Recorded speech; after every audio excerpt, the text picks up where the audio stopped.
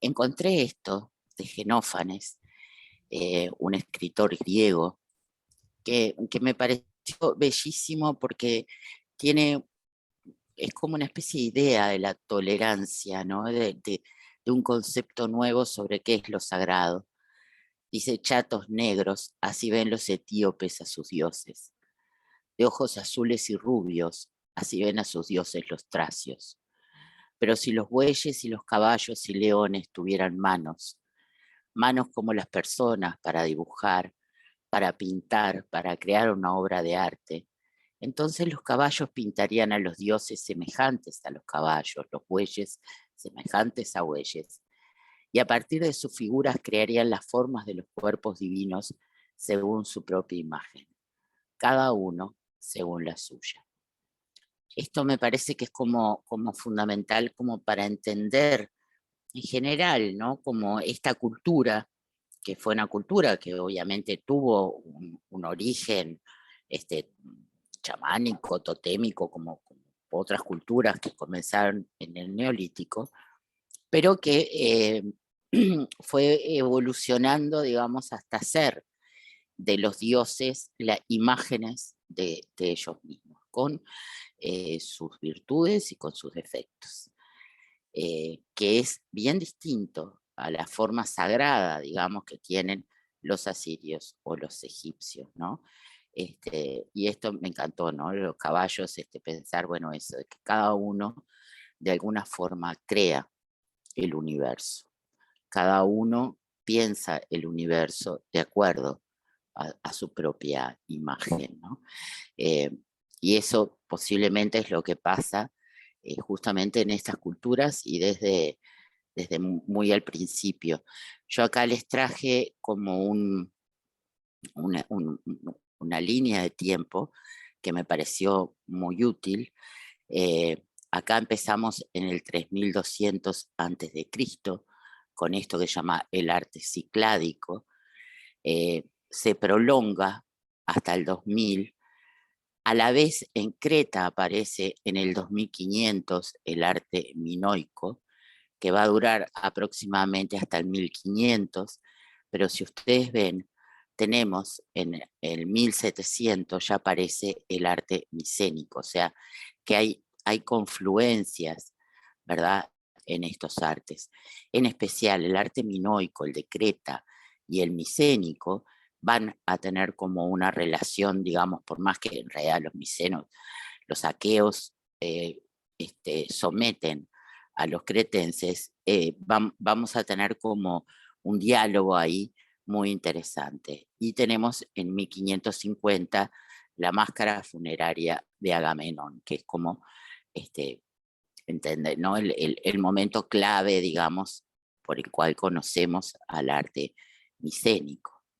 Después tenemos una etapa muy rara que se le llaman los años oscuros, y a partir del 500 antes de Cristo vamos a tener lo que generalmente estudiamos como arte griego, desde el periodo arcaico hasta el periodo helenístico, que va, pero después se va mezclando, digamos que va hasta más o menos los últimos años antes de Cristo.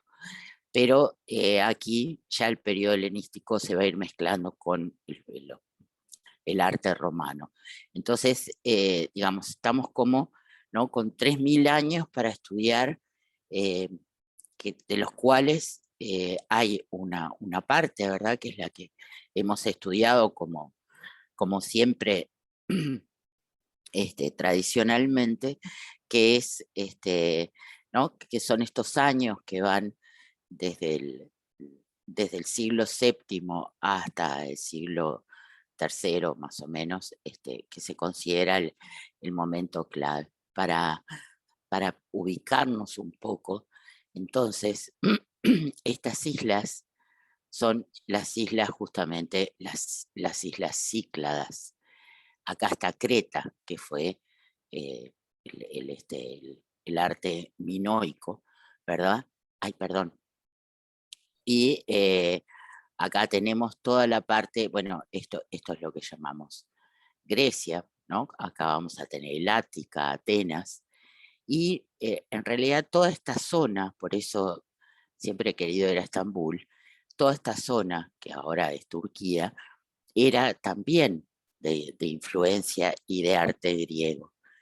También era Macedonia, o sea que toda esta parte de acá de los Balcanes también era parte, digamos, de Grecia. Entonces, realmente tenemos como una extensión donde se fueron dando, sobre todo al principio, se fueron dando estas culturas, digamos, de las islas, ¿verdad? Que son, acá están las Cíclades, se llamaban Cíclades porque supuestamente hacían como una especie de círculo alrededor de Delos. Delos siempre fue un punto sagrado muy importante.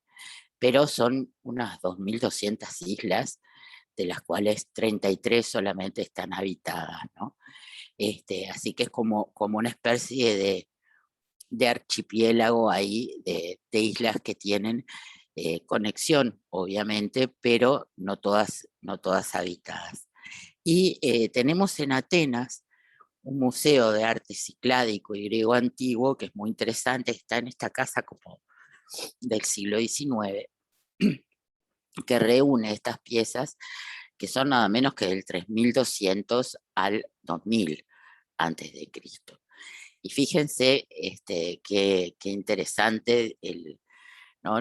lo que vemos acá, porque esta escultura eh, es una escultura, digamos, ya no es una escultura paleolítica ni neolítica, sino que es una escultura como muy estilizada y que nos hace acordar muchísimo, ¿verdad?, a la escultura más moderna. Eh, pero en realidad, obviamente, la relación fue otra. Lo que sucede con esta cultura cicládica es que fue encontrada tardíamente respecto a todas las excavaciones, incursiones, digamos, europeas en Atenas, más en la búsqueda de la cultura griega. Y entonces llegan, digamos, como a ser conocidas más sobre el final del siglo XIX y el principio del siglo XX, y descubren esto, que era una escultura totalmente eh, abstracta, ¿no? Mucho más geométrica, pero de un encanto absoluto. Eh, es lo que de repente hace que los artistas, ¿no?, que empiezan a ver estas culturas, estas obras, ¿verdad?, que se estaban como encontrando ahora, cambien su idea, porque bueno, esto sí, también es arte griego. Claro, al principio, imagínense, finales del siglo XIX, principio del XX, esto se consideró primitivo, ¿no? Muy bello, pero primitivo. Y el problema es que esta escultura no dejó nada escrito. Entonces es como todo muy misterioso, no sabemos de dónde venían, y hay objetos como estas que se llaman sartenes cicládicas que ni siquiera sabemos para qué servían. Eh, Se encontraron en contextos funerarios, ellos tenían enterramientos que estaban fuera de las ciudades, ¿no?, como ciudades de los vivos, ciudades de los muertos, pero nada, se les llamó sartenes porque, bueno, porque son redondas, se pensó que podían ser platos, pero también tienen estos sistemas de agarre que tampoco son mucho más firmes que el resto. Eh, entonces, digo, también se ha especulado con que fueran espejos. ¿Espejos cómo? Si en ese entonces no teníamos vidrio, ¿no? Bueno, podían ser quizás contenedores de agua o incluso, según las pruebas que se han hecho, si se les coloca un aceite de oliva de color muy oscuro, tienen un poder de reflejar bastante fielmente la imagen de quien se mira. Así que bueno, quizás fueron los primeros espejos, estas sartenes cicládicas, pero ya les digo que hay mucho que no sabemos sobre esto, porque bueno, al no existir documentos escritos y por otro lado, estas culturas, digamos, después fueron como integradas dentro de otras, es poco lo que podemos saber, pero sí sabemos que tenían música, por ejemplo, porque acá tenemos al flautista de Queros, que está al lado del arpista de Queros. Acá los puse distintos para que los pudieran ver. Y bueno, este tema, ¿no?, de la figura sedente, de la figura sentada, es como muy impresionante, ¿no? Y ya nos está hablando de una evolución respecto a lo que es la figuración, bien interesante. Y también las proporciones, ¿no? Miren la del flautista de Queros, ¿no?, con sus piernas cortitas y tan poderosas, y la forma en que hacen la estilización de la cara, ¿no? Parece el monolito de Mercedes que vimos, el antropo, ¿cómo es el? Sí, bueno, el de Mercedes que vimos en la clase pasada, ¿verdad? Es eso, la indicación simplemente por la nariz de la forma. Por otro lado, en Creta se desarrolla una civilización que aparentemente no tuvo demasiado contacto con esta otra, y que produjo alrededor del 2100 antes de Cristo esta cerámica que fue encontrada en una cueva en Caramés, que se llama cerámica de Camarés, que bueno, se encontró a finales del siglo XIX y se le llamó por el lugar donde se había encontrado, que es una cerámica, bueno, bellísima, geométrica, que muchas veces usa, miren lo que es esa flor, ¿no?, estilizada, y que bueno, que nos habla de esta otra cultura, que es una cultura ya bien diferente, ¿no?, con otras posibilidades también desde el punto de vista técnico, digamos, de hacer esta alfarería, ¿no?, como interesante de formas. Son los primeros usos también del torno, lo que da la posibilidad de hacer otras formas. Y también se encuentra en esto que son una cultura de palacios, ¿no? Hay varios palacios, de los cuales el más conocido es el Palacio de Knossos. En realidad son ciudades que se articulan como alrededor de un palacio, eh, que el palacio, digamos, en realidad era como también centro administrativo, pero también tienen templos, ¿no? Es como no solamente el lugar donde residían estos reyes, sino también la articulación, digamos, de la vida de la ciudad. Se llega a pensar que, por ejemplo, en Nosso se llegó casi al medio millón de habitantes, ¿no? Es decir, que se fundaron acá comunidades como muy ricas y que desde el principio fueron muy activas en cuanto al comercio, con el comercio marítimo por el Mediterráneo, y tenían una posición muy estratégica, así que bueno, manufacturaban sobre todo objetos de lujo, y los exportaban a cambio de materias primas que podían ser metálicas o bueno, u otras cosas que ellos no estaban en condiciones de producir. Esto es una historia, digamos, la del descubrimiento de Knossos. Es una historia que, digo, todas las historias de hoy de descubrimientos van a ser un poco trágicas, pero en realidad esto se debe, este color que nosotros vemos, se debe a una reconstrucción que se hizo alrededor de los años 20, 25, por medio de materiales que no eran tampoco los materiales que se habían usado originalmente, como para tratar de darle al palacio bueno, algo de lo que había sido su coloratura original.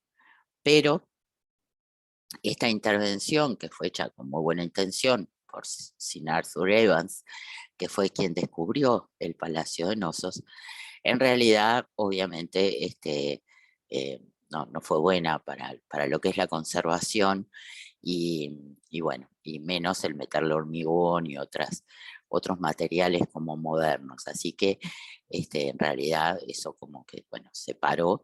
Así que vamos a encontrar, digamos, si nosotros visitamos este palacio, vamos a encontrar partes que son originales, como el fresco de los delfines, y partes que están restauradas, como ahí el fresco de las danzarinas, y partes que no se conservan, digamos, se respeta lo que se perdió, ¿no? Por eso les hablaba también de ese tema de cuál fue, según Jursenar, ¿no? Cómo fue cambiando nuestra idea de lo que debe o no debe reconstruirse cuando nos encontramos con una obra antigua que está dañada, ¿no? Debemos colocarle, por piedad, dice ella, la nariz que falta, o debemos ahora, con otro criterio más contemporáneo, por piedad, sacarle eso, que en realidad es una hipótesis, ¿verdad? Es una idea, y dejarla tal como se encontró.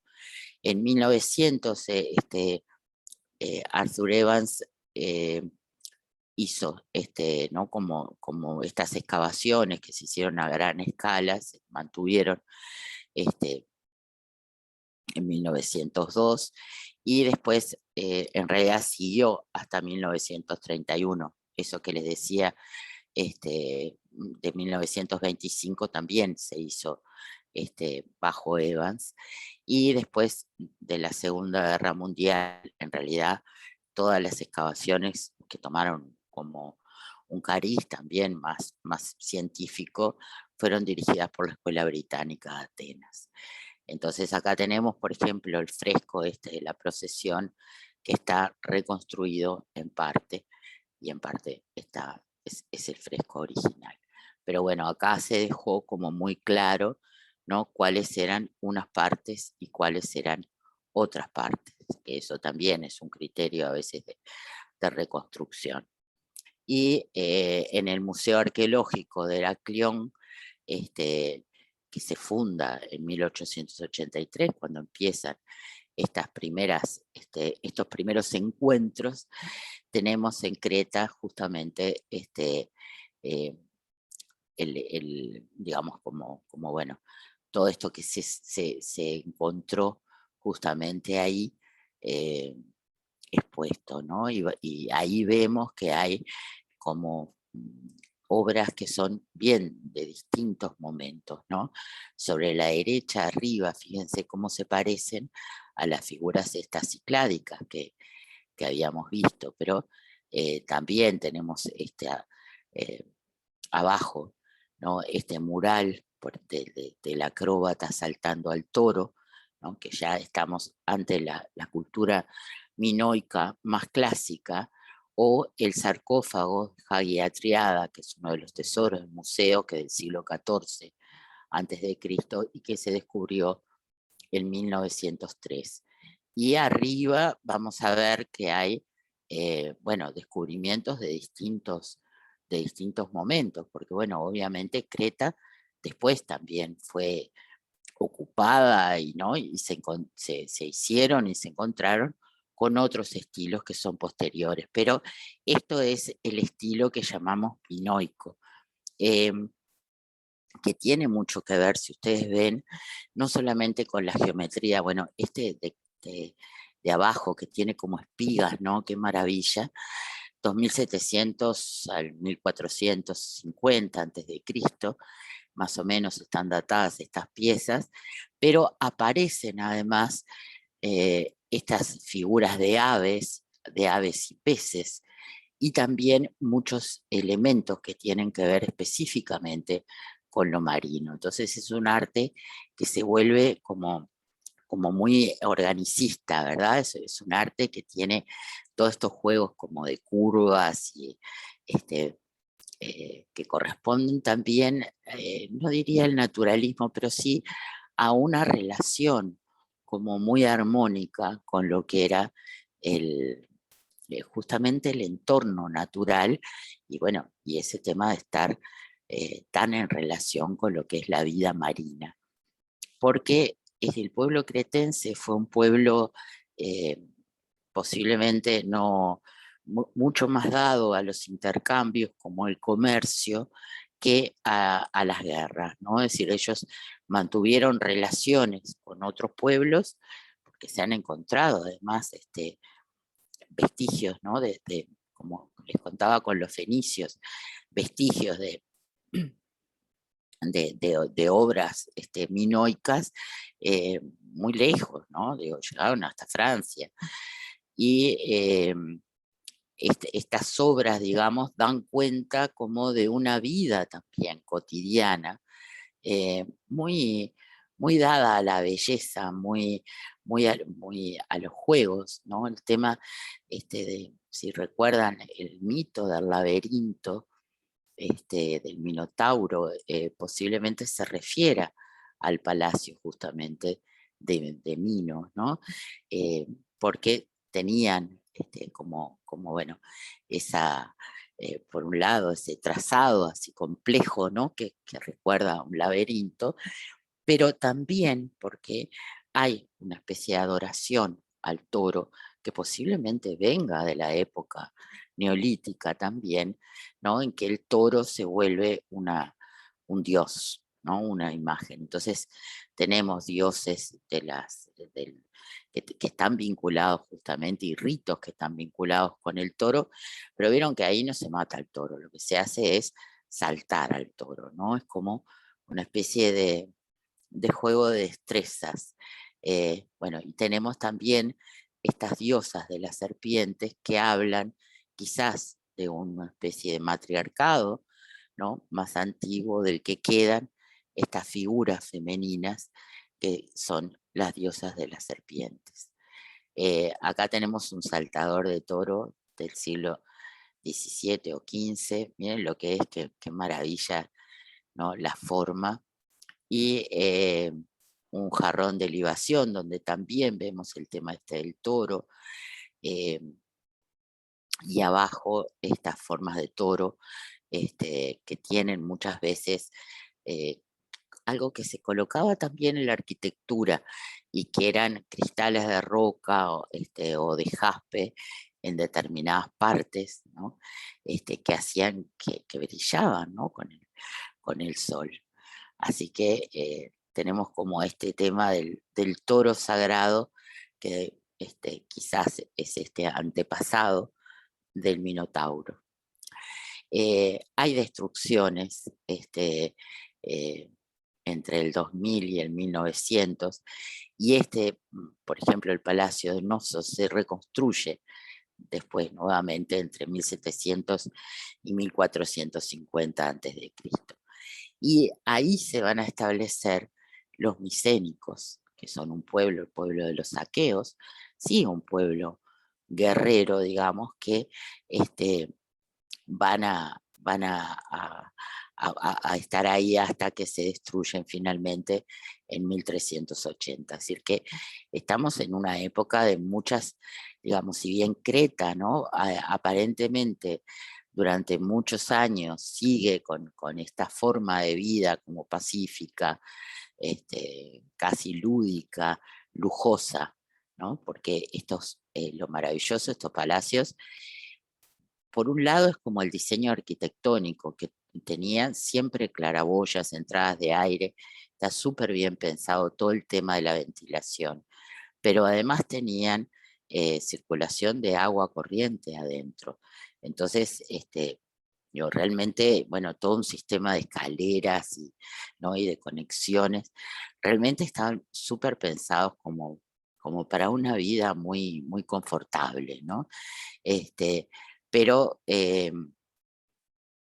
justamente aparecen los micénicos, y acá voy a hacer un paréntesis, porque hay una historia para mí es como muy romántica, de cómo finalmente se encuentran los vestigios de estos micénicos. Los micénicos, para la literatura, de alguna forma, son aquellos que vivieron eh, y fueron cantados por Homero, ¿no? Por el poeta. Son aquellos que no sabemos si eran mitos, si eran leyendas, pero que bueno, son parte de una literatura oral riquísima, ¿no? Que llegó después, bueno, obviamente de forma escrita y que impactó mucho siempre, nos ha impactado, ¿no?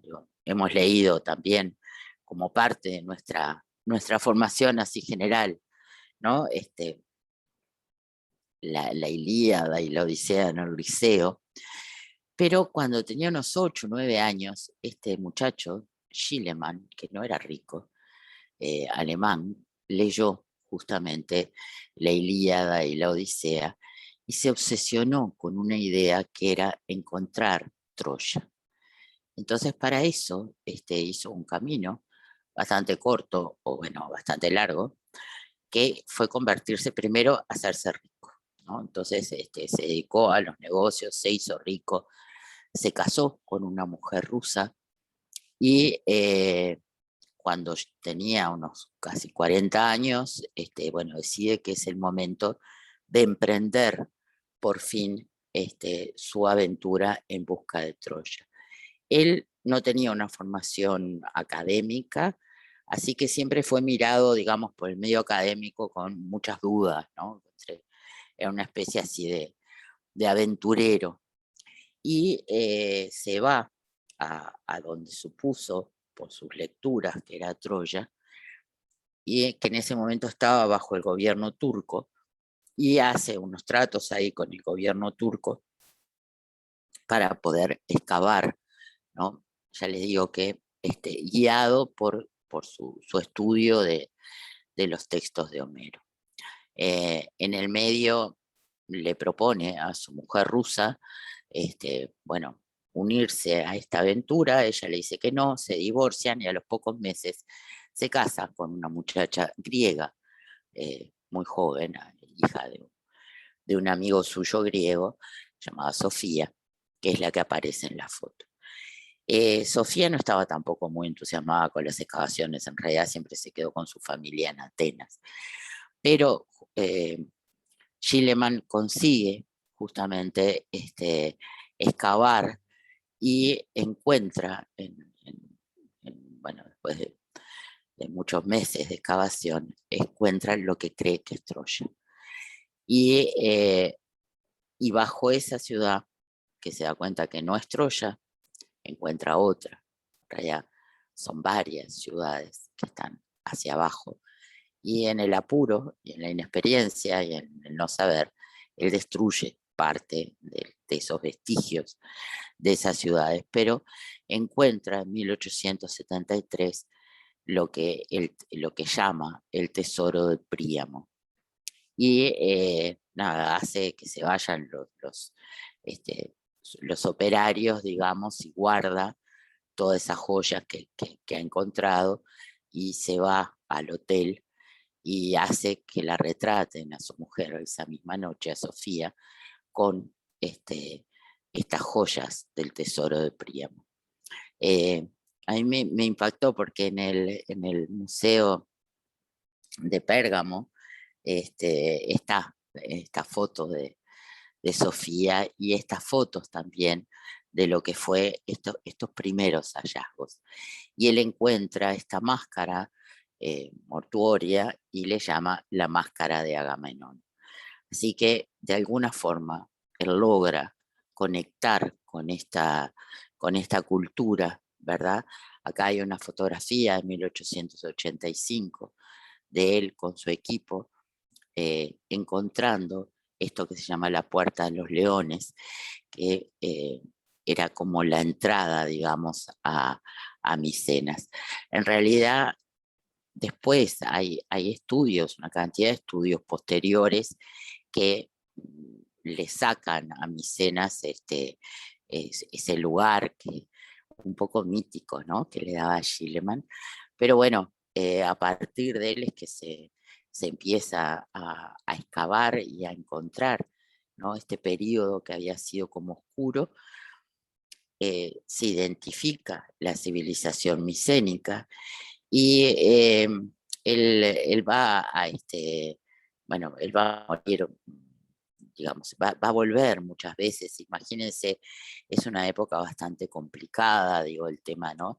Del gobierno turco sobre Grecia, las idas y vueltas, también esa falta de apoyo, digamos, ¿no? que tenía entre los que eran sus pares, arqueólogos, pero se va a seguir estas excavaciones y aún se siguen y se van encontrando como nuevas cosas. Lo que se encontró fue un arte, este arte micénico, que es un arte como más duro de alguna forma, ¿no? Que el arte minoico, eh, que está datado entre el 1400 y el 1100, eh, y que se extendió, digamos, por todo el Peloponeso. Los aqueos sí fueron, como, digamos, tuvieron una política expansiva, ¿verdad? Diferente, como eran más guerreros, y acá tenemos algunos de los ejemplos, digamos, de su cerámica, incluso de escultura. Si ustedes ven la expresión, ¿verdad?, de esta escultura, es como bastante diferente a lo que veníamos viendo, ¿no?, de esas tipologías de los cretenses. Él, entre las cosas interesantes que se encuentran, quizás una de las más importantes es esta, que se llama el tesoro de Atreo. Miren lo que es por adentro, ¿no? La cúpula esa es absolutamente maravillosa. Eh, es una tumba que está en Panajitsa, a las afueras, ¿no? Y que es más o menos de 1250. Ahí hay un esquemita más o menos de cómo se desarrolla como adentro, ¿verdad? De esta colina. Y acá vemos cómo en realidad estas cosas que suelen pasar, ¿no? Muy en la cultura griega y después también en la romana, esta influencia, ¿no? Cruzada, de cómo de alguna forma los minoicos hacen, ¿no? Van a atravesar el arte de los micénicos y le van a dar parte como de su gracia. El vaso de los guerreros es bellísimo, ¿no? Y acá tenemos otro que también tiene esa cosa como de mar. Y tenemos mucho después esta terraza de los leones, esta es de unos 600 años antes de Cristo. Esta terraza de los leones debe ser una experiencia impresionante verla. Justamente está, miran, ¿no?, hacia donde se supone, el lago donde se supone que nació Apolo, y es como obviamente una protección.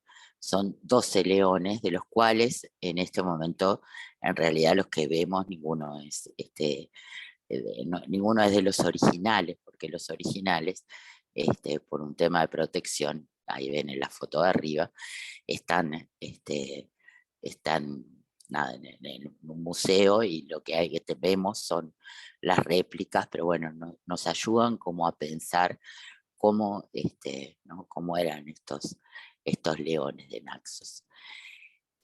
No sabemos mucho sobre lo que pasó después.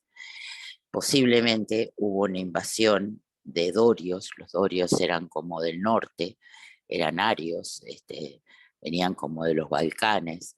Y sí, quizás, por ejemplo, la Puerta de los Leones de Micenas, vieron que se ven los leones, se ven, pero no vemos las cabezas, y posiblemente hubo una destrucción entonces por parte de estos invasores sistemática de esculturas que consideraban, bueno, ídolos, digamos, de estas religiones, y bueno, como parte de sojuzgar a estos pueblos también, ¿no?, se rompían las figuras de estos dioses, y tenemos un periodo entonces que va entre 1200 y el 1100, hasta el siglo octavo antes de Cristo comienza la época arcaica griega, donde tenemos un arte como muy geométrico, pero en realidad suponemos que fueron épocas también eh, de mucha agitación, ¿verdad?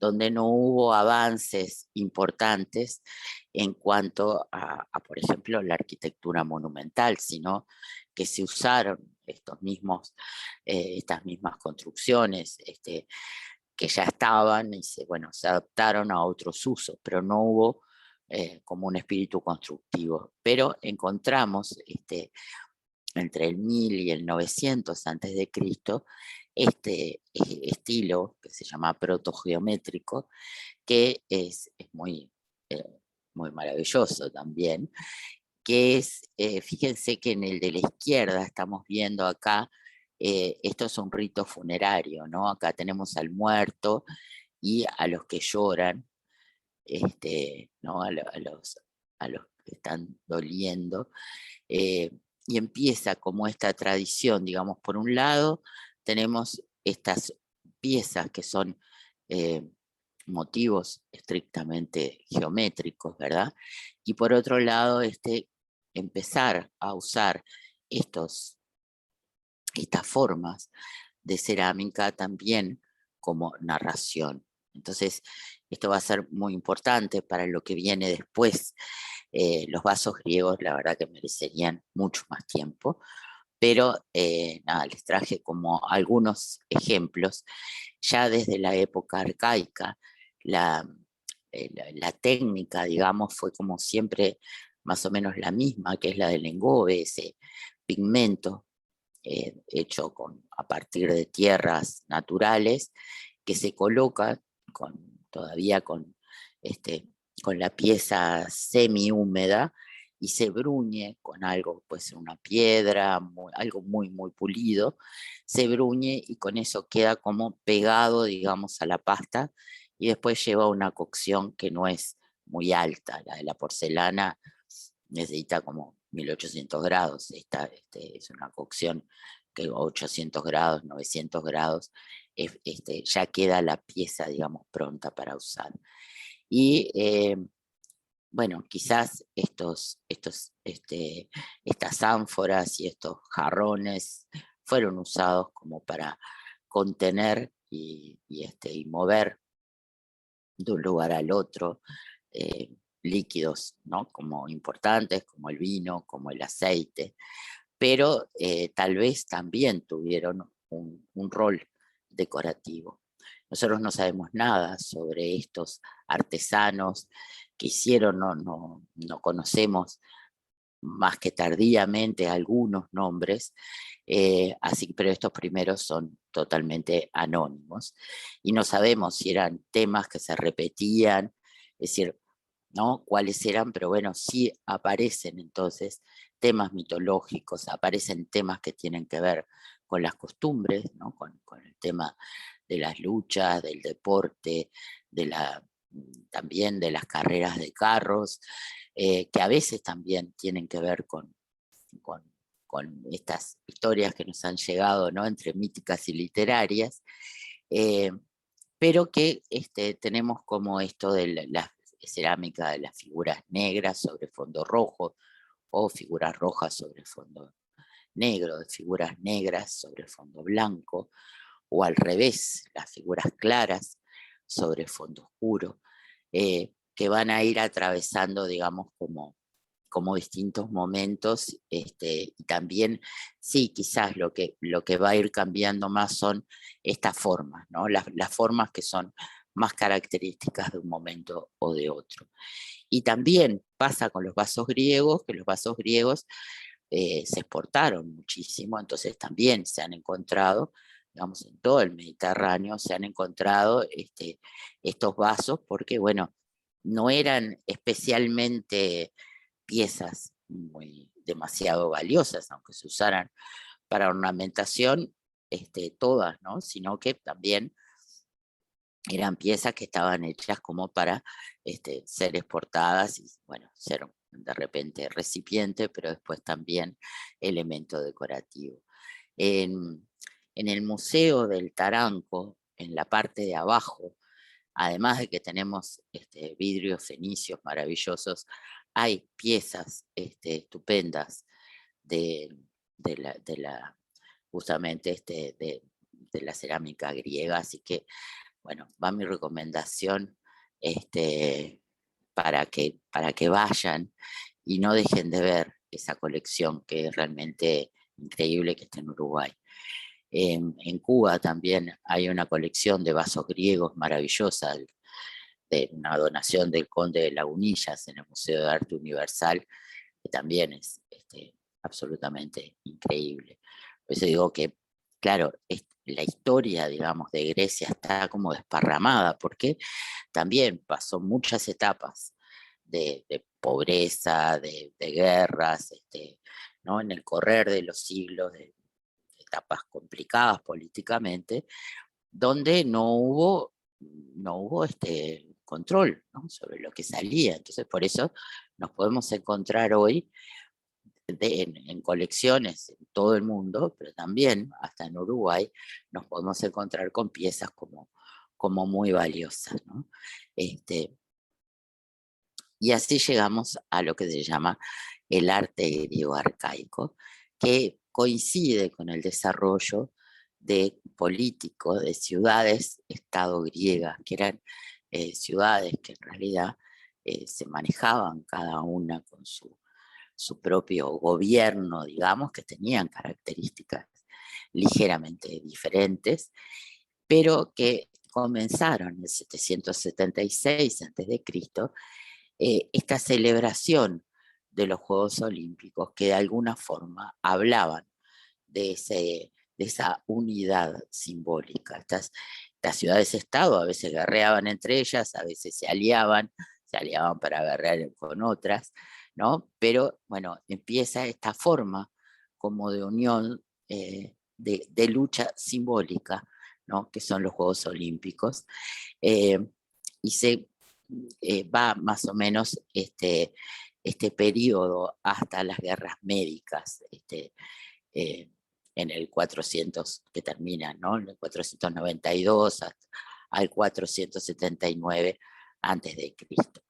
En 1882, en estas excavaciones que se hicieron en la Acrópolis, acá vemos justamente el encuentro de varias esculturas, son de distintas épocas, pero aquí tenemos una que la vamos a ver más en detalle, que es una escultura arcaica.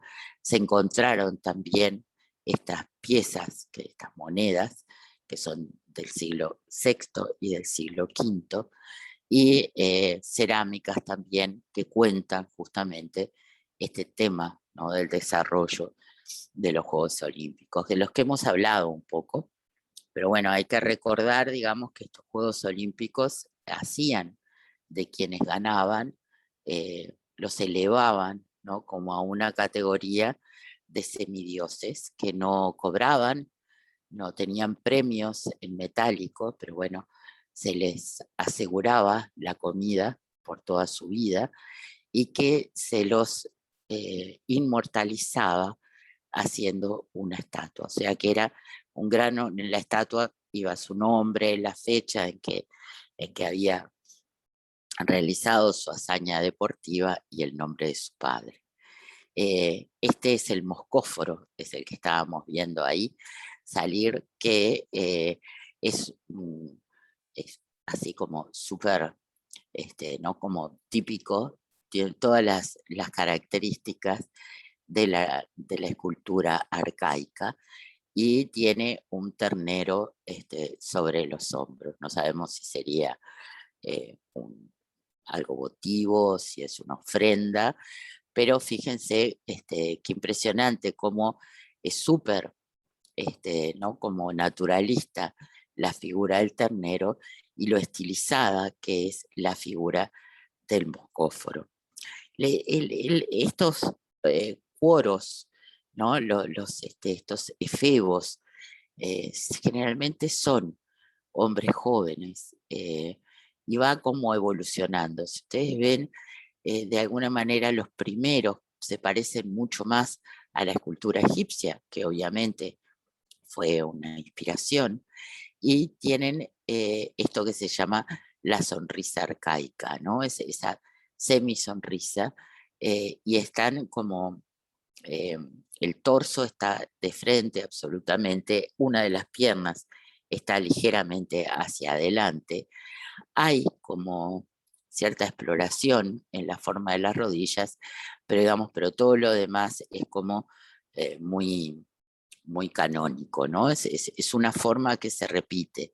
Y tampoco encontramos, ni siquiera en el efebo de Critios, que ya es como un arcaico evolucionado, ni siquiera encontramos algo que nos hable de la individualidad. Nadie esperaba, de alguna forma, que que estas esculturas fueran retratos de estos, ¿no? De estos héroes, de estos atletas vencedores. Eran representaciones ideales. Incluso sus cuerpos no tenían por qué ser el cuerpo con las características, ¿no? Tal cual, sino que en general son como eso, como promedio, ¿no? Porque la escultura griega, que tiene que ver con el pensamiento griego, ¿no? Como de este momento, es mucho más ideal que fijarse en la apariencia de las cosas. Esto corresponde también a una forma de pensamiento donde es más alto desde el punto de vista filosófico, la esencia más importante, ¿no? Esa esencia, y más que la esencia, todavía el ideal al que se aspira, que tomar nota de las características individuales de una persona, ¿no? Entonces, por eso los encontramos como, esto viene, ¿no? También, obviamente, de la escultura egipcia, eh, son las características generales que hacen que yo pueda reconocer en esta figura quizás el ideal de hombre. Por eso no tenemos gente, digamos, que tenga aspectos divergentes, eh, ni que tenga más edad, sino que están representados siempre como en su máxima juventud. Y tenemos, por otro lado, las core o corae, que quiere decir mujer joven, que también podemos ver que hay como una especie de evolución. Acá tenemos la dama de Auxerre. Auxerre fue el lugar donde se encontró, eh, que tiene como una influencia, ¿no? Como muy alta, griega, pero, perdón, egipcia, ¿no? En el tocado, en todo. Ahí hay una versión de una copia policromada, porque se encontró que tenía rastros de policromado, y arriba hay una pequeña evolución con la era de Samos en detalle y la core del peplo, como para ver, digamos, cómo fueron evolucionando hacia un naturalismo mayor, pero son figuras que mantienen esa dignidad, ¿no? Que también es una idea como filosófica, ¿no? De mantenerse digno ante las circunstancias implica también mantenerse erecto, no expresar con el rostro, ¿no? Eh, y en este momento es lo que prima, es lo que prima, es ese ideal. Esta es una exposición que se hizo en Atenas, que se llama Dioses en Color, que es una exposición que viene del Museo de Esculturas de Múnich a partir de unas investigaciones que se hicieron en la Universidad de Múnich, creo que fue el 2008, 2009, sobre el tema de la policromía en la escultura griega. Yo la verdad que la primera vez que lo vi me resultó terriblemente chocante, pero bueno, la idea es que no solamente la escultura, sino también la arquitectura estaban pintadas, y esto es una hipótesis, lo que estamos viendo, en base a los restos que quedaron de la pintura. ¿Qué es lo que sucedió? Bueno, que los pigmentos o la forma en que estaban preparados los pigmentos en la pintura griega no llegaron a nuestros días, ¿no? Desaparecieron, dejaron solamente algunos rastros. Por eso es que tampoco tenemos pintura mural. Tienen que ver quizás con ese tema de las fórmulas que se usaron, más todo, bueno, los avatares, digamos, del tiempo, pero sobre todo para esculturas que de repente estuvieron mucho tiempo, ¿no? Bajo tierra, en realidad es como que la fórmula no funcionó y entonces se encuentran solamente estos rastros y esto es una reconstrucción, digamos, bueno, obviamente hecha a partir de calcos, de cómo podría haber sido el policromado de estas piezas. ¿Qué es lo que sucede con esto? Bueno, que para nosotros las esculturas eran blancas, ¿verdad?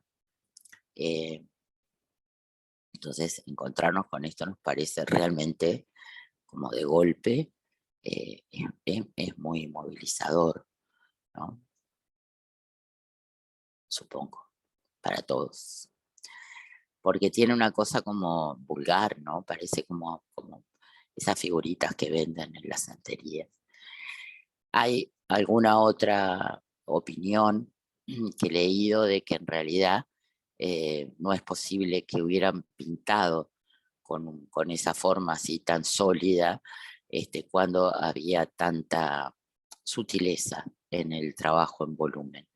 Así que, bueno, quedamos con la duda, pero bueno, quizás tuvieran alguna pátina por encima o algo. Sí sabemos, en realidad, que las esculturas romanas, por ejemplo, sí tenían también partes hechas con distintos tonos de mármol, bueno, lo vimos en los Medici el otro día, ¿no? Los ojos de plata de Cosme. Eh, Así que bueno, posiblemente esto tenga algo que ver, pero también nos habla de cómo nos han llegado y qué nos ha llegado, ¿no? Bueno, esto, no poder conocer cómo era la pintura, salvo en los vasos griegos, y también hay que pensar que la escultura griega fue una escultura, es horrible, pero las esculturas de mármol, por ejemplo, en realidad muchas veces se molieron para hacer cal, ¿no? Entonces, muchas de estas esculturas de mármol simplemente fueron destruidas, pero sabiendo, ¿no?, que se estaba destruyendo, porque, bueno, se necesitaba hacer cal. Y por otro lado, tenemos acá, por ejemplo, esta maravilla, el auriga de Delfos, que también tenemos una muy buena copia en el Museo de Historia del Arte, que es una obra muy posterior, del 474, que es de bronce, y también nos han llegado muy pocos bronces de esta época. ¿Por qué? Porque, bueno, los bronces generalmente se fundían para hacer otras cosas. Entonces, digamos, la historia, ¿no?, del arte griego es una historia tremendamente atravesada por una cantidad de violencias brutales, porque de alguna forma eh, digamos, fue siempre un epicentro interesante, un lugar también como de articulación entre Oriente y Occidente. Tuvo una cantidad enorme de invasiones muy violentas y de recuperaciones también violentas que la atraviesan bueno, prácticamente hasta todo el siglo XX. Entonces, acá tenemos una reconstrucción, esto que yo le decía, bueno, parte conocemos por grabado, ¿no? Esta es una reconstrucción hecha en 1897 de lo que sería la antigua Atenas a partir de lo que se había encontrado y estudiado. Acá tenemos Atenas con la Acrópolis, el Ágora, y vamos a llegar, perdón, a la época de Pericles, que va a ser la época justamente del apogeo de Atenas, del arte clásico, y él va a vivir entre 1495 y 429 a.C. Su nombre significa rodeado de gloria, y justamente va a ser quien va a impulsar, después de haber expulsado a los persas, va a impulsar la reconstrucción de Atenas, o sea que, y de la Acrópolis, ¿no? Quiere decir que tampoco la Acrópolis que se encontró Pericles era la original, sino que ya se hizo una reconstrucción, ¿no? De justamente este lugar de altura que había comenzado como un lugar estratégico militar, ¿no? Es una fortaleza que había sido arrasada totalmente y que simbólicamente, digamos, se comienzan estas tareas de reconstrucción que van a durar entre unos más de 10 años, como una forma de también de agradecer, ¿no?, a los dioses el haberse liberado de los persas. Sobre la izquierda, abajo, tenemos una reconstrucción ideal de cómo sería el Partenón. Sobre la derecha tenemos lo que vemos hoy. Voy a hacer otro paréntesis para contarles que en 1802 Lord Elgin, que era embajador británico en el Imperio Otomano, justamente estaban los turcos en Grecia, se lleva ahí la obra del escultor Fidias, que era lo que decoraba el Partenón, se lleva el templo dedicado a Atenea, se lleva una de las cariátides del Erectión y se lleva varias esculturas que estaban en los propileos y en el templo de Atenea Nike. Entonces, por eso es que hoy nos encontramos, como en el Museo Británico, con esa cantidad de piezas, ¿no?, tan importantes para la cultura antigua griega, y que hoy son como centro de reclamos, ¿no?, no resueltos todavía, del gobierno griego hacia el británico por la devolución de todo ese acervo cultural. Y en el 2009 se terminó este museo, el nuevo Museo de la Acrópolis, que bueno, también me encantaría verlo, dicen que es bellísimo, que justamente se hizo incluso dejando lugar para lo que sería esa restitución, ¿no?, futura bueno, de todas estas esculturas que se sacaron de Grecia. Es un museo también muy interesante porque también al tener al ser escultura, ¿no?, la mayor parte, vieron que los museos muchas veces no tienen ventanas, no tienen iluminación diurna porque la luz afecta a las obras pictóricas, pero acá, como tenemos justamente escultura, es un museo que se pudo pensar, ¿no?, como también aprovechando que la luz diurna sea la que nos dibuje básicamente estas esculturas. Me parece que es una idea fantástica.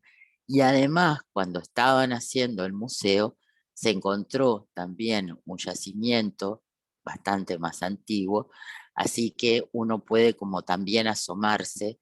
Esto que pasa, ¿no?, en Grecia es que cada vez que se mueve algo, se encuentran vestigios de ¿no?, de otras construcciones anteriores. Y hay obras que están como las cariátides, las que quedaron, que están dentro del museo también para protegerlas. Entonces, lo que nosotros vemos en el lugar son justamente las copias, ¿no?, que están ahí. Y acá hay una vista de 1863 en que se ven todavía los escombros y las quemaduras, ¿no?, en el Partenón de la explosión que hubo en 1687, que fue esa que yo le decía, que fue justamente un general veneciano que resolvió convertir el Partenón como en un polvorín, porque bueno, como entendía que era incluso para los turcos era algo importante, pensó que no lo iban a atacar, pero en un momento que sí lo estaban atacando, pensó en volarlo totalmente, ¿no? Algo lo detuvo a último minuto. Y acá tenemos estas obras del Partenón que Lord Elgin se lleva entre 1801 y 1811 para Inglaterra y que están en el Museo Británico. Acá tenemos una cariátide, la de la derecha está en el British y acá están en la Acrópolis en Atenas. Es interesante este tema de las cariátides. ¿De dónde salen las cariátides? Qué idea, ¿no? Porque la cariátide sí será un tema que después lo vamos a seguir viendo, ¿no? En la arquitectura, sobre todo en la arquitectura. Se me estaba acordando de cariátides en Hungría, por ejemplo, ¿no? En tantos lugares como una especie de elemento neoclásico, ¿no? Bueno, tenemos cariátides en nuestro Palacio Legislativo. La historia es terrible en realidad.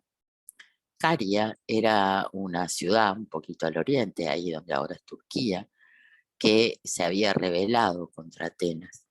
Y entonces cuando se hace justamente eh, ¿no? esta guerra de unificación de las ciudades-estado, Caria es una de las ciudades rebeldes a la que se le impone unas penas espantosas, y dentro de ellas las mujeres de la aristocracia, son obligadas a llevar grandes pesos sobre su cabeza. Así que en realidad las cariátides tan elegantes, ¿no? que parecen llevar así sin esfuerzo, son esas representaciones de esas mujeres de Caria.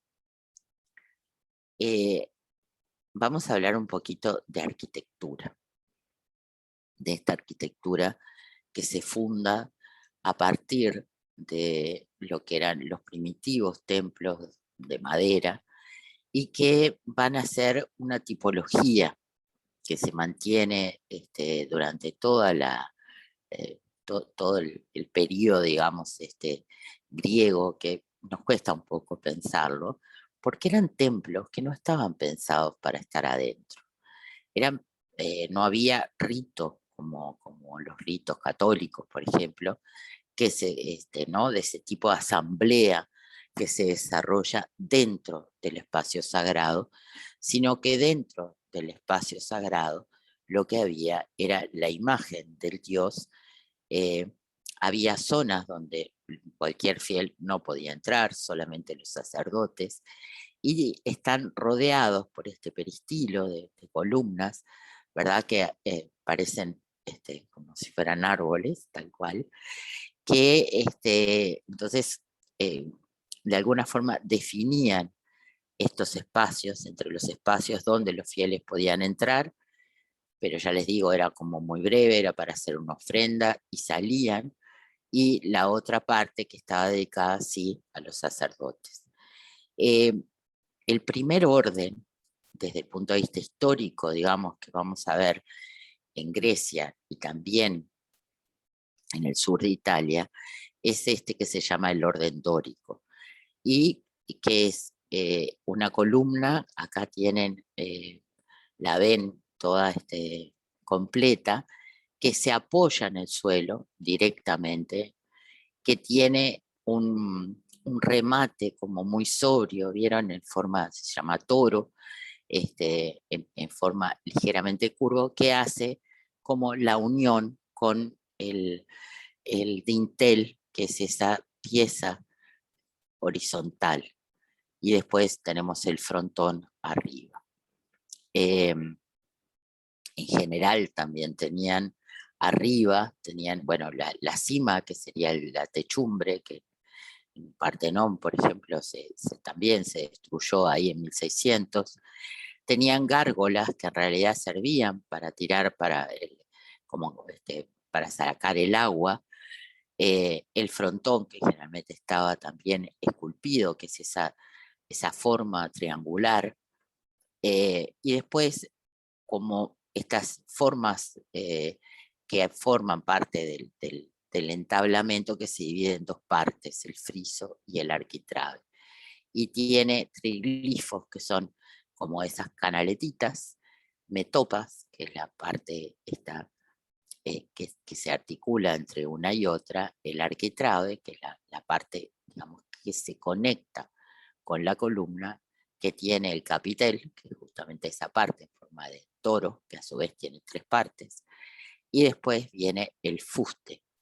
El fuste dórico es un fuste que esas estrías, digamos, tienen los ángulos vivos, quiere decir que no están remachados, sino que son ángulos que nos cortarían, digamos, ¿no?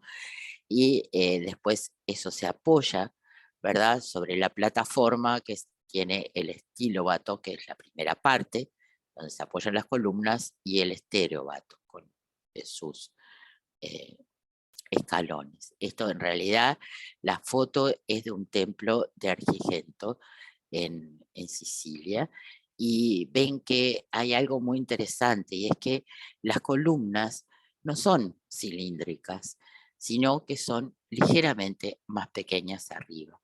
Eso hace que la columna en realidad nos dé la idea, ¿no?, que nos falsee lo importante, lo alto que es este monumento que estamos viendo. Pero acá tenemos alguna reconstrucción. Bueno, acá tenemos las gárgolas del templo de Zeus, que es también del siglo V.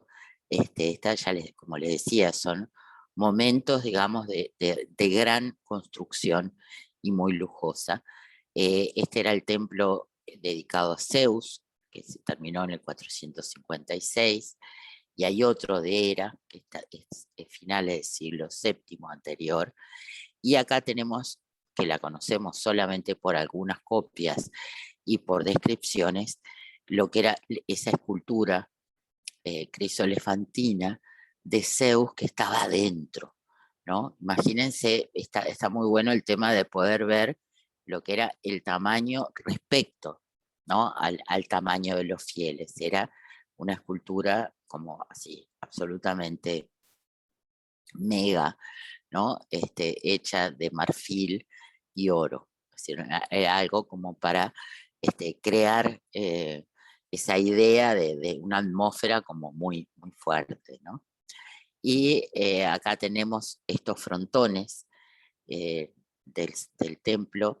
Es un estilo que se llama, digo, no llega a ser clásico, mediados del siglo V, se llama severo también, lo pueden encontrar como severo. Es un estilo este, eh, que digo, ya no es el estilo arcaico, tiene movimiento, fíjense, ¿no?, movimiento de las figuras, de esta figura que tenemos acá cerca, sobre la derecha, sentada, pero todavía conserva como esa dignidad, digamos, y la expresión es como muy medida. Y también vamos a ver aparecer otro estilo, que es el estilo jónico. El estilo jónico, por ejemplo, es el templo de Atenea Niké, ese que también Elgin se llevó parte. En realidad no se construyó hasta 1421, o sea, es bastante posterior al otro templo que vimos. Y ahora les quiero mostrar justamente de qué se trata este estilo jónico. Este estilo jónico, miren las dos columnas, la dórica y la jónica. La jónica es mucho más elegante, en la misma altura su ancho es mucho menor, lo que las hace más elegantes. Y por otro lado tiene una ligera, ahora sí, no solamente arriba, es ligeramente menor, sino también abajo. Y ya no va a piso, sino que tiene una base, ¿verdad? Y a veces tiene un pedestal incluso. Pero sobre todo, lo que diferencia este estilo del dórico es la parte del capitel. En el capitel lo que encontramos acá en el estilo jónico es esta forma como de almohadilla, ¿verdad? Que se hace como de espiral hacia los dos lados y que sirve como una especie de transición entre la columna y el dintel. O sea que ¿no? Está como aliviado como por esta forma, que ya es una forma orgánica, ¿no? Ya no es una forma, digo, es geométrica, tiene geometría, pero por otro lado nos recuerda mucho más a las formas orgánicas. También en el templo de Atenea Nike, si vemos la escultura, esta Atenea divina que se está atando la sandalia, vieron que se ve el cuerpo.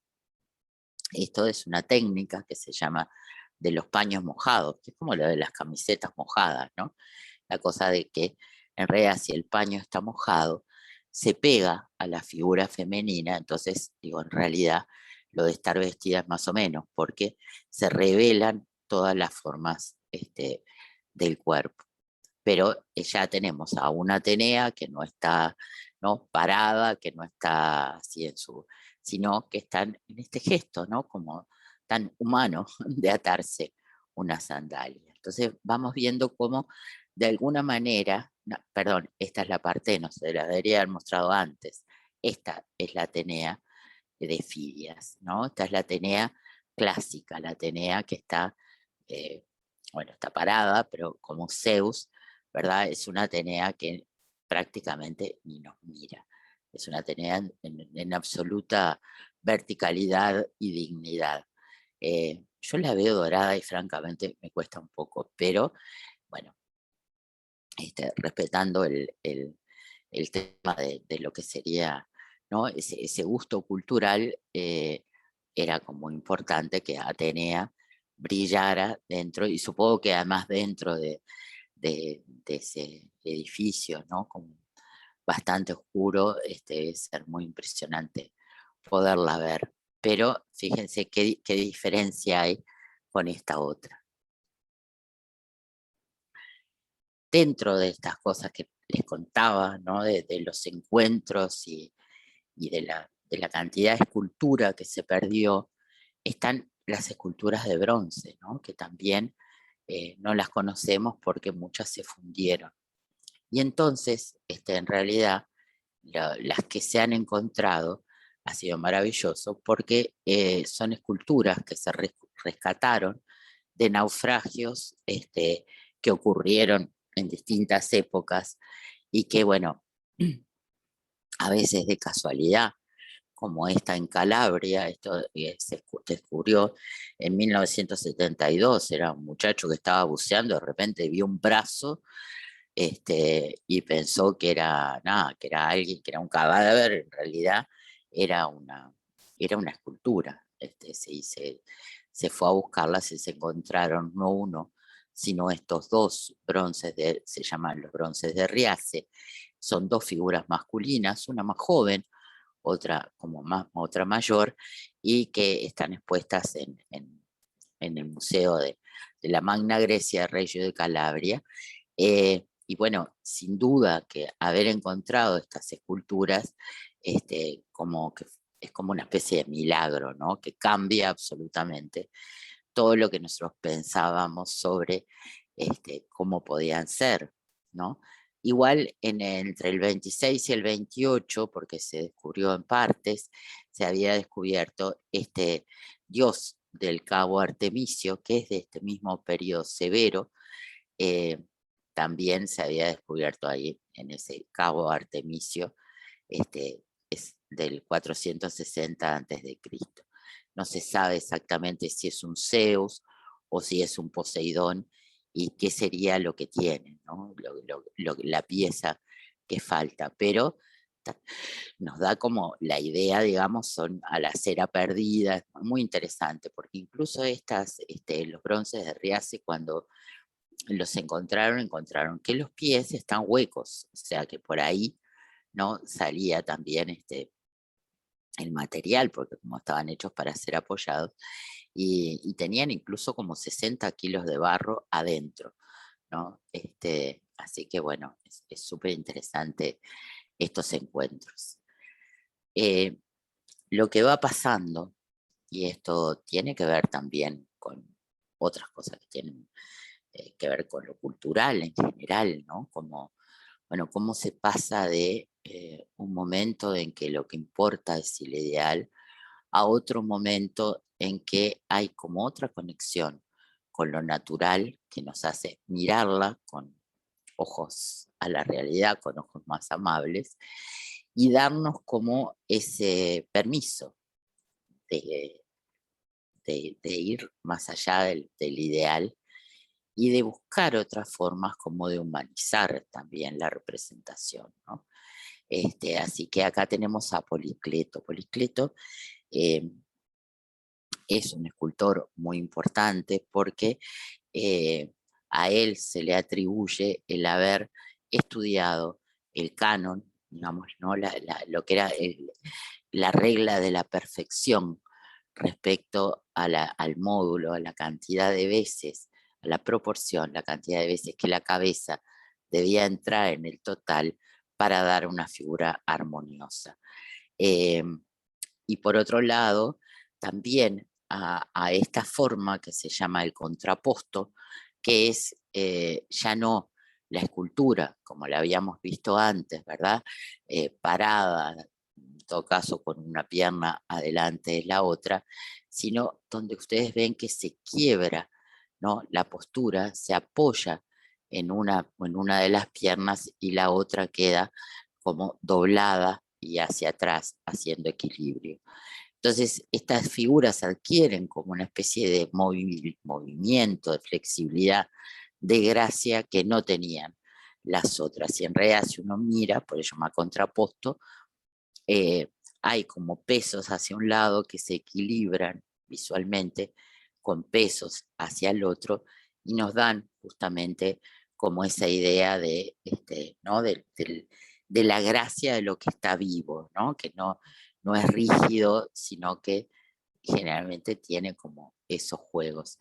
Eh, este tema, ¿no? De haber encontrado el canon es como muy importante porque esto va a influir en nuestra idea occidental de la belleza, creo que hasta ahora, ¿no? Es de cómo debe ser ¿no? Cuál es la regla de la perfección. Eh, entonces, justamente lo que dice Galeno, nada menos, ¿no? este, es que la belleza no es cada cosa, ¿no? No es, tengo una bella nariz, tengo una hermosa boca, sino en la proporcionalidad de las partes, ¿no? Como cada parte, a lo largo de los dedos, se, de alguna forma se establece una proporción con cada una de las partes que va de la mano, del antebrazo, del brazo, ¿no? Y de todas esas partes, cómo se relacionan con la altura total, por ejemplo, con el largo de las piernas. Justamente ese fue el aporte de Policleto, que acá está es el autor del Doríforo, pero también del Diadúmeno, que acá vemos un detalle que es una de sus obras tardías.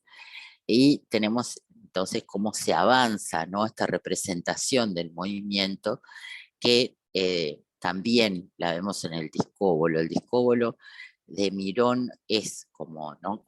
También estamos dentro de la época clásica, pero fíjense, acá el contrapuesto se lleva, si el contrapuesto era simplemente apoyarse, ¿no? Como en una pierna, acá estamos viendo un cuerpo que está en la tensión del movimiento previo al esfuerzo del lanzamiento del disco y cómo, ¿no? Y cómo se articula. En realidad, eh, me encantó verlo de otros lados porque me parece que no es frecuente encontrar como para ver cómo funciona, ¿no? La armonía desde todos lados, que es lo que pasa con estas esculturas de busto exento, sí, de bulto exento, pero en realidad parece que lo han intentado, atletas que lanzan el disco han intentado copiar y no sería como la forma mejor, sino que, bueno, obviamente Mirón se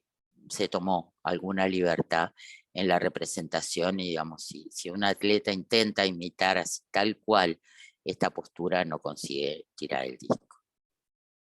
Y esto, digamos, este periodo clásico va a llegar a su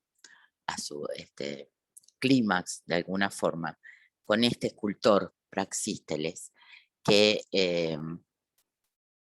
justamente va a llevar el contrapuesto todavía más hacia adelante. Él vivió entre 400 y el 320 antes de Cristo, y se le debe, digamos, como este tema de hacer un homenaje a lo que era la gracia, ¿no? a la gracia ática. Y eso lo consigue básicamente en base a las curvas. No es solamente ya el contrapuesto de los grandes volúmenes, sino también, ¿no? de todo va hacia eso, hacia esa gracia, la postura de cada miembro, las curvas, ¿no? Este es el Hermes con el niño Dionisio. Se encontró en el año 1877, esto es importante, ¿no? También para después explicarnos toda esta locura que hubo en el siglo XIX con el tema del neoclásico, ¿no? Y por supuesto se trataría de una copia. Esto es importante, ¿no? Cómo conocemos muchas de estas esculturas justamente por las copias, ¿no? Por copias que fueron hechas en Roma. Entonces hay como todo una especie de trabajo, digamos, ¿no?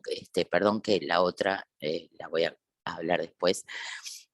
Todo un trabajo que es un poco difícil de pensar, de que nosotros estamos de alguna forma conociendo algunas esculturas como estas de bronce que les mostré, justamente por su original, pero que hay otras, muchas de las de mármol, que en realidad fueron copias, porque en el momento justamente que se hicieron, ya había muchos clientes ricos que pedían copias, porque las copias a veces se exportaban y porque además en la época romana se copiaron muchas de estos originales. Entonces, ¿la copia es exactamente la copia o hay algo de traición, ¿no? Y quería hacer un breve paréntesis para este personaje, Friné. Friné era una cortesana muy inteligente, amante de Praxísteles, que aparentemente se había convertido en una mujer tan rica que cuando Alejandro Magno destruye las murallas de Tebas, de donde ella era originaria y tiene que escaparse, ella se ofrece a reconstruirlas con su propio dinero, siempre que se inscribiera destruida por Alejandro, restaurada por Friné, la cortesana. Estamos como en un momento en que aparece, bajo justamente esta época de Alejandro Magno, otro aporte al arte griego, que es el aporte que viene de Asia Menor. Asia Menor era parte, claro que era parte de Grecia, pero también estaba con un contacto mucho más fluido, mucho más cercano con el arte oriental. El arte oriental lo que hace de alguna forma es como alivianar al arte griego, volverlo todavía más suave, más estético, más delicado, quizás un arte como más femenino, ¿no? De lo que había sido. Y Praxísteles justamente es un escultor que va a celebrar este arte, que se va a meter dentro de esta corriente que se llama la corriente helenística, porque tiene que ver con justamente estos aportes que vienen de Asia. Acá tenemos la Venus de Nido, de Praxíteles, la Afrodita Braschi. Afrodita Braschi es una copia. La Venus de Nido se encontró tal cual, sí, es de Praxíteles, y ambas, aparentemente, su modelo fue Phryné. Phryné era muy bella, como les había dicho, pero era también muy inteligente y no andaba desnuda por ahí nomás. Así que solamente cuando eran ciertas celebraciones de Venus, se soltaba el pelo y se metía desnuda al mar, pero no andaba desnuda todo el tiempo. Sí, hay una historia que quizás sea mítica, que quizás conozcan, de que justamente Phryné fue acusada de impiedad, de también tratar de hacerse pasar por Afrodita, y entonces eso era algo, se penaba con la muerte. O sea, los griegos se tomaban con cierta libertad el tema de la religión, pero bueno, había temas que eran así como incuestionables. Y entonces parece que en pleno juicio, eh, no se sabe si Phryné o su abogado le descubren, no sabemos si los senos o todo su cuerpo, como una especie digamos, de último argumento, porque todo estaba siendo perdido. ¿Y cuál es el argumento? Por eso traigo esta historia, me parece interesante. El argumento se basa en este concepto, calogatia, de lo bello es bueno. O sea, nada que pueda ser tan bello puede ser malo. Si los dioses han permitido que esta belleza exista, quiere decir que esta belleza es buena. Y eso es muy interesante, esto después lo va a retomar Kant, ¿no? De lo bello es bueno. Y acá tenemos también de este periodo helenístico a la Venus de Milo, que fue creada entre 130 y 100 antes de Cristo. Ya estamos, ¿verdad? En el periodo helenístico y ya también con otros aportes, pero bueno, sigue siendo como ¿no? Un ícono incluso de la cultura popular. Y acá tenemos unas Venus también romanas, pero copias de Praxíteles, que son la de Capua y la de Arles, como para tener una idea de qué pasó, ¿no? Entonces ahora sí les voy a mostrar algunas ideas de qué pasó. Estas son reconstrucciones posibles de qué pasó con los brazos de nuestra Venus de Milo. Son hipótesis, obviamente. Entonces tenemos a partir de 356 más o menos, 333 al 323, tenemos este otro episodio importante dentro de lo que es la historia griega, que es justamente el reinado de Alejandro Magno, que crea esto que se llama la Magna Grecia, haciendo toda una campaña de conquista que empieza cuando tenía 20 años, si se dan cuenta,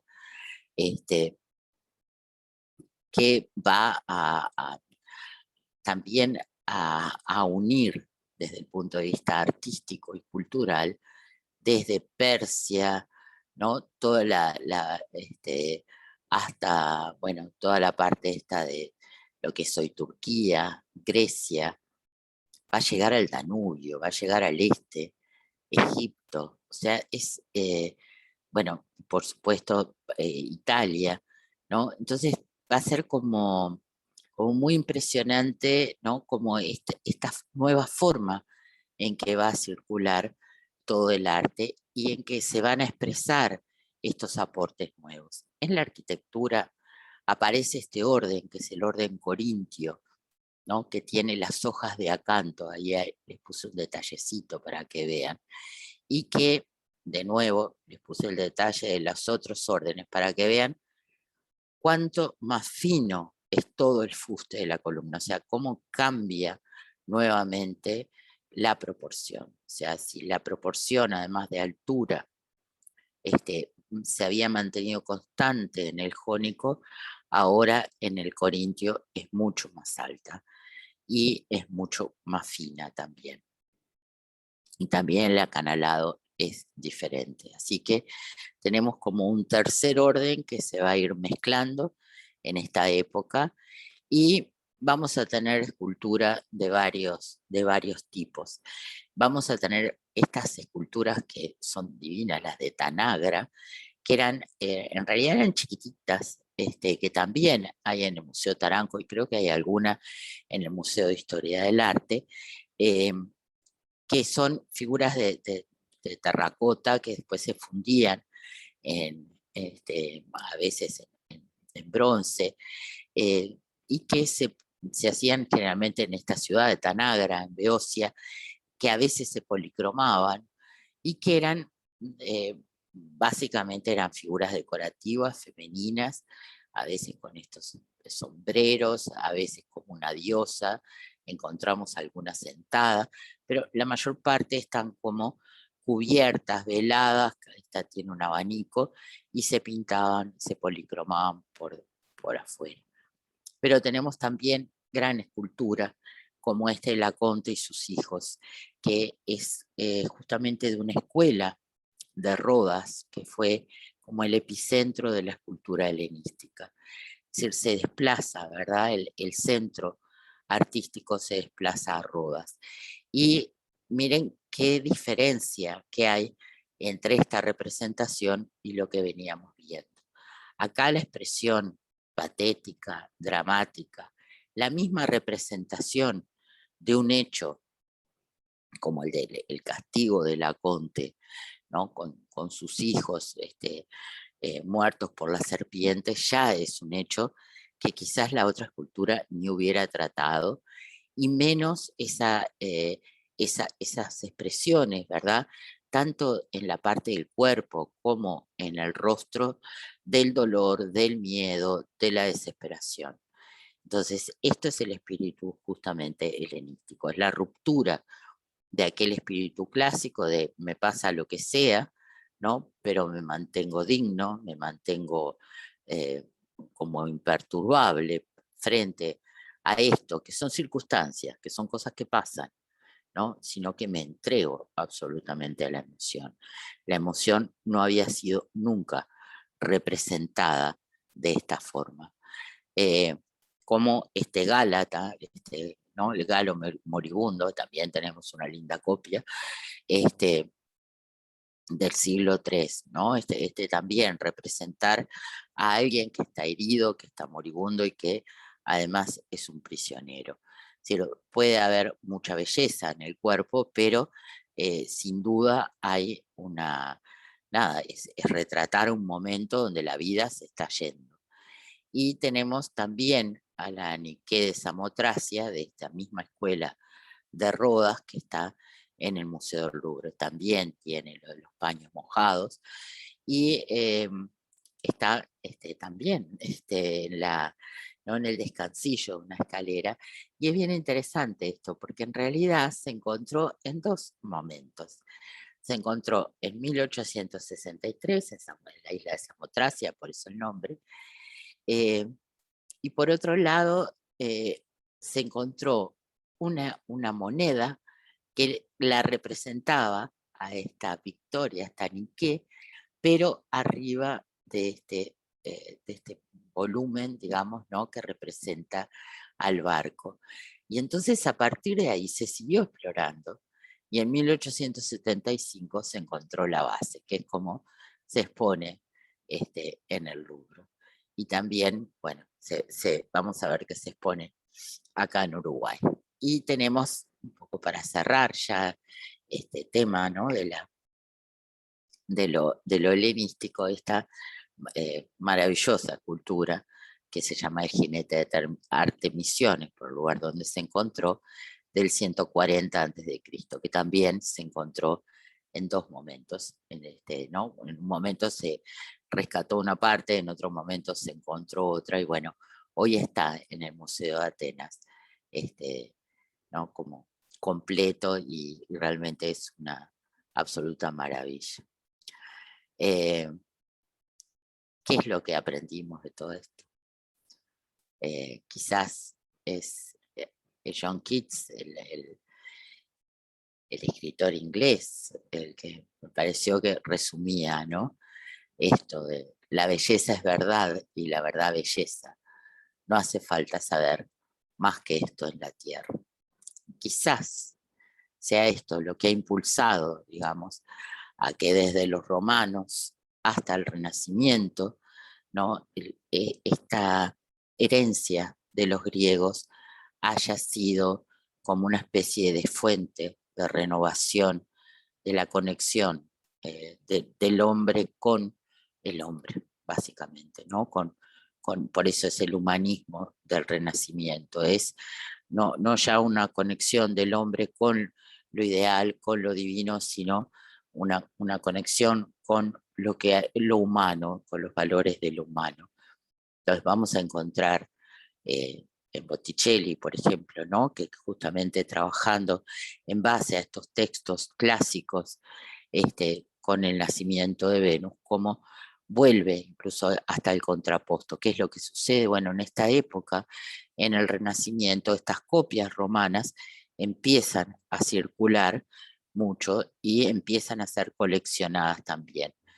Eh, Vamos a saltar en el tiempo y nos vamos a encontrar a finales del siglo XIX con Puvis de Chavannes, por ejemplo, el artista catalán que va también a buscar dentro digamos, de lo que sería como esa antigüedad mediterránea propia, así como los ingleses estaban buscando en su Edad Media, en su gótico, estaban buscando como los orígenes, ¿no? de lo que era más verdadero, de lo que era más simple.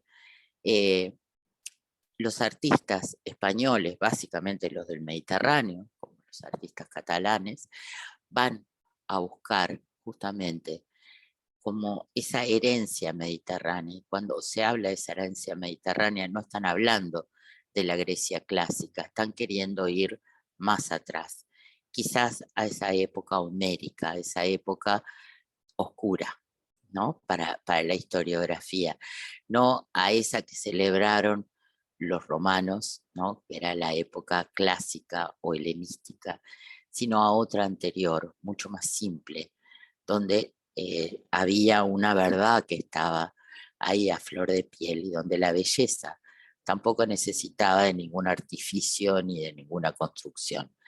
Esta es una obra de Torres García, el mural de la Casa del Barón de Rialp de 1906, pero nosotros tenemos también un bello ejemplo acá en el Museo de Artes Visuales.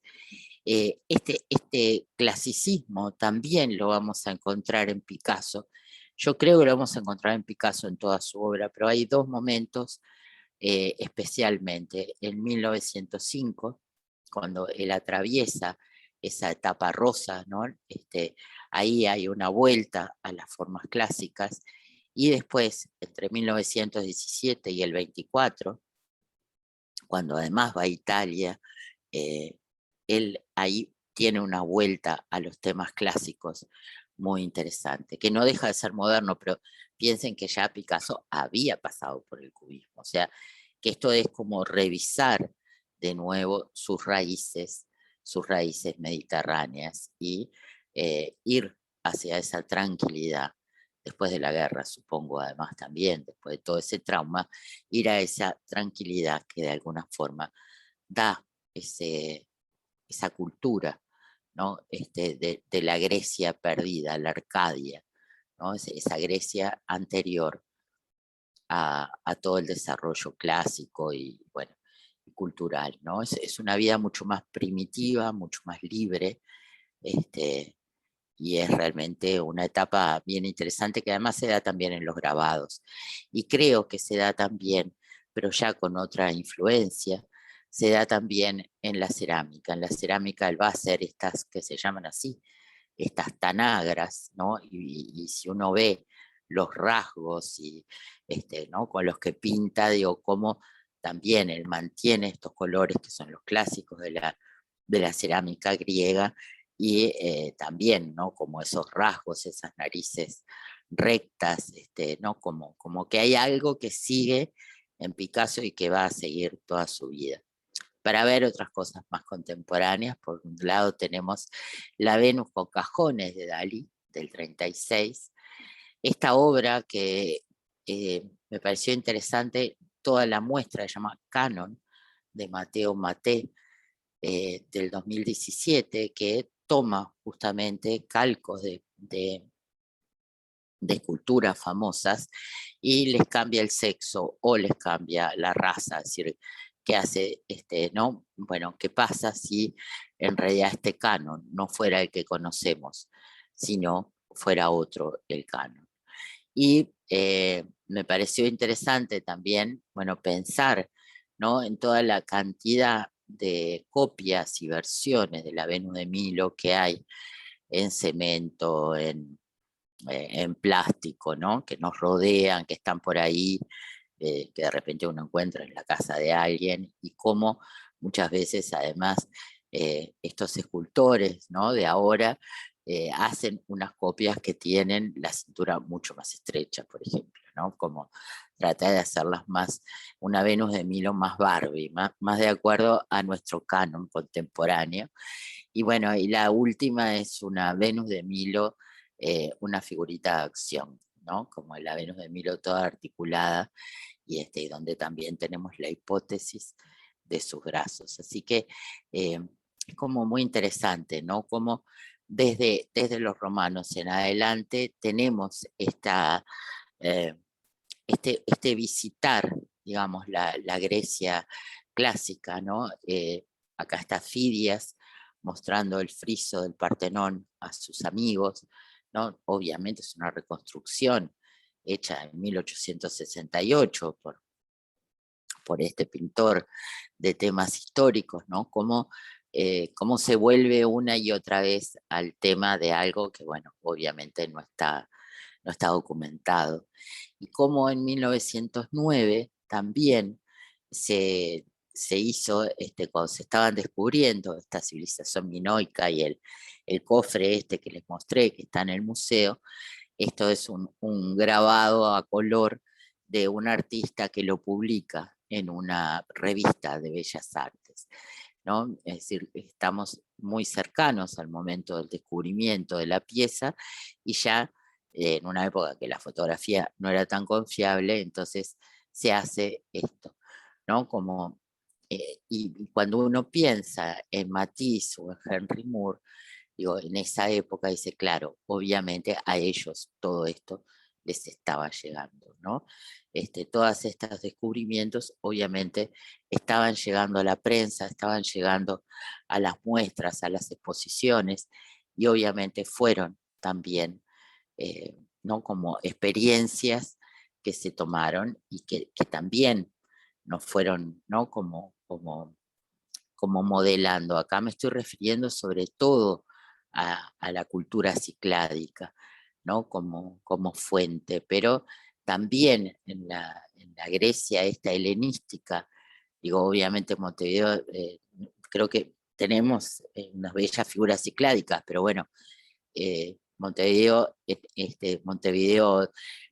más del principio del siglo XX hasta mediados del siglo XX, tenía todavía un aprecio mayor por lo que era la escultura griega clásica y helenística. Así que tenemos nuestra Victoria de Samotracia en el Pitamiglio y también reinando en el atrio de la Intendencia. Pero tenemos también, ¿no? de esta cultura cicládica a Brancusi, que ya lo hemos visto también Brancusi bajo otras influencias, un poco lo decíamos, creo que en la clase pasada, hay un momento en que llega muchísima información de estas culturas no epicéntricas, antiguas o contemporáneas, pero no epicéntricas, que llega todas juntas. Entonces, digamos, puede ser que también es un poco difícil leer cuál es la influencia directa del arte de las Cícladas cuando en realidad también estaba llegando el arte africano o estaba llegando el arte íbero, ¿no? Y todo se mezclaba, digamos, como bajo una especie de paraguas de arte primitivo, ¿no? Entonces, que puede haber pasado eso con Brancusi, pero bueno, justo en estas dos me pareció que tenían que ver un poco con las cícladas, igual que la escultura, incluso estos collages de Jean Arp, ¿no? que tienen también que ver. O sea, hay una especie de liberación de la forma que la da justamente este contacto. Y acá les traje a Isamu Noguchi, un escultor y diseñador, ha sido súper interesante, porque él, bueno, obviamente trabajó en las esculturas y acá se ve, creo que más claramente, esta influencia de las formas cicládicas, pero también lo llevó al diseño. Lo que vemos arriba es su mesa de café, que es un súper clásico del diseño contemporáneo, y abajo son estudios, prototipos para ceniceros hechos en los años 50, que también tienen mucho que ver con esta escultura. O sea, como también, ¿no? De alguna manera pasó esta escultura al diseño, ¿no? como contemporáneo. Y hablando de la Victoria Samotraza, acá tenemos a Yves Klein con su azul Klein famoso, en el 62, esta versión, y me pareció interesante este artista que es contemporáneo, Igor Mitoraj, es polaco, que justamente trabaja no solamente el tema de hacer estas esculturas, ¿no? Como a la manera antigua y con estas formas que recuerdan tanto a lo griego, sino su posicionamiento y que también el no estar completas es parte de la ruptura, perdón, de la propuesta, ¿no? De la forma. O sea, él no incorpora esto que hablábamos de Marguerite Yourcenar, nuestra experiencia de no ver completas las obras, lo incorpora ya a su obra, ¿no? Y son muy impresionantes, la verdad que me gustaron muchísimo y bueno, nada, quería compartirlas porque me parecieron súper interesantes, ¿no? Como él crea esto. Así que bueno, estábamos por ahí con los griegos. Es buenísimo, interesante, ¿no? Muy bueno, la verdad, interesante. Bueno, muchas gracias. Yo convencida de que Gilman había encontrado a Troya. En realidad creo que destruyó Troya. Que Troya era la quinta. Él destruye, pero bueno, digo, básicamente encuentra a Troya, ¿no? Lo que pasa es que lo que él llama la máscara Agamenón no es la máscara, digo, es la máscara de un rey, ¿no? Pero él, no, es impresionante, ¿no? Su pasión, además, porque estaba muy enfermo ya en las últimas excavaciones y bueno, igual seguía, ¿no?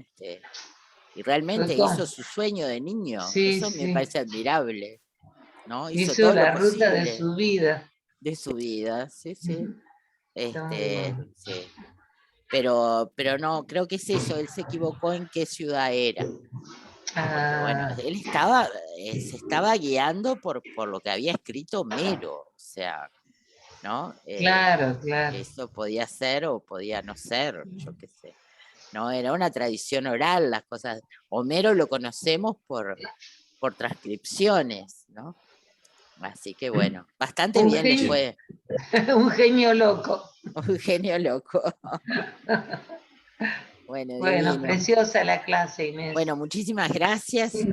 Me alegro mucho que la hayan disfrutado. Y bueno, nos encontramos con los romanos en la próxima. Bueno, Álvaro. Que pasen muy bien. Les paso después la grabación. Dale. Muchas gracias. Que pasen muy bien. Chao, hasta luego. Gracias, Inés. Chao. Chao. ¿Se sabe cómo desapareció la civilización cicládica? Tú que has mostrado mucha cosa como en comparación a... No se sabe. No, exactamente no. No se sabe si fue, viste, que la invadieron. No. Digo, yo pienso que sí porque, digo, lo que me parece más lógico porque aparecen formas parecidas a las cicládicas en la micénica. Pero en realidad no sabemos exactamente cómo fue. No, hay mucho porque ellos no dejaron nada escrito. Entonces, digo, en realidad creo que todo se va a poder saber con un tiempo, pero hay que meter mucho, ¿no? Como mucha investigación, mucho dinero también como para reconstruir esas historias. Lo que pasa es que ahora lo maravilloso es que se puede hacer sin invadir tanto, ¿no? Claro. Las piezas, o sea, aprovechando todos estos adelantos técnicos podemos datar o entender cosas súper interesantes, ¿no? Sí, pero bueno, eso exactamente todavía creo que no se sabe. Bueno, Hasta nos vemos mañana. entonces. Hasta mañana y que pasen muy bien. Mañana. Chao, hasta mañana.